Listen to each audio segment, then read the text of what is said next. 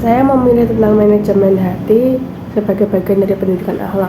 Berbicara tentang pendidikan sendiri memiliki pengaruh yang besar dalam memajukan sebuah generasi. Para generasi yang dibentuk saat ini akan menjadi kekuatan dan sumber kemajuan suatu bangsa di masa yang akan datang. Tak ayal jika pendidikan merupakan hal terpenting yang harus diterima dan didapatkan secara merata oleh semua pihak untuk membentuk dirinya di masa yang akan datang.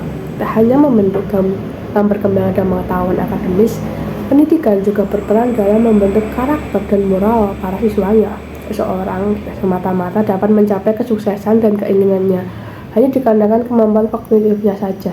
Saat ini terdapat banyak orang yang memiliki tingkat kepintaran di atas rata-rata, tapi tidak bekerja sesuai dengan tempatnya.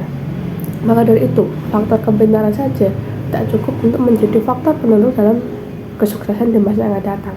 Akan tetapi, pendidikan tanpa adanya penyeimbang, yaitu hati yang baik, juga akan menjadi sia-sia saja. Maka dari itu, kita perlu memanajemen hati kita untuk menyempurnakan pendidikan yang kita punya.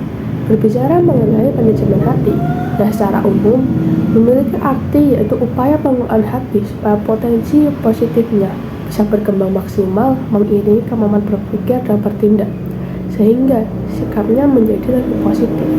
Manajemen hati berupaya mengatur hati dengan jalan berlatih secara terus-menerus bagaimana hati menyikapi segala persoalan yang dihadapi dalam kehidupan sehari-hari. Manajemen hati juga adalah tentang pengelolaan hati agar potensi positifnya dapat berkembang secara lebih maksimal dengan meningkatkan kemampuan dalam berpikir dan bertindak sehingga sikap suatu individu dapat berubah menjadi pribadi yang lebih positif dan potensi negatifnya bisa segera terdeteksi sehingga dapat dikendalikan dan tidak akan mengalami tindakannya.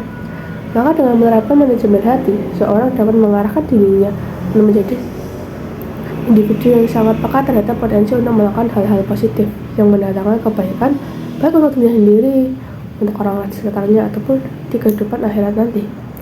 Maka dapat disimpulkan bahwa manajemen hati bisa diartikan sebagai salah satu bentuk pengendalian hati. Manajemen hati juga memiliki beberapa manfaat. Di antaranya adalah kita menjadi lebih bisa mengenal diri kita sendiri. Kemudian kita bisa membersihkan hati kita, dan juga kita lebih bisa mengendalikan diri kita sendiri. Nabi Muhammad SAW pun selalu menekankan kepada para sahabat tentang pentingnya memperbaiki hati nurani karena kebaikan manusia itu bergantung dengan bagaimana kebaikan hatinya. Di samping itu, Nabi Muhammad SAW juga selalu mengingatkan para sahabat untuk membersihkan hati dari penyakit-penyakit hati. Membersihkan hati, menyucikan jiwa, dan mengendalikan diri termasuk fadlu utama yang juga merupakan sebuah kewajiban dari Allah Subhanahu wa Ta'ala.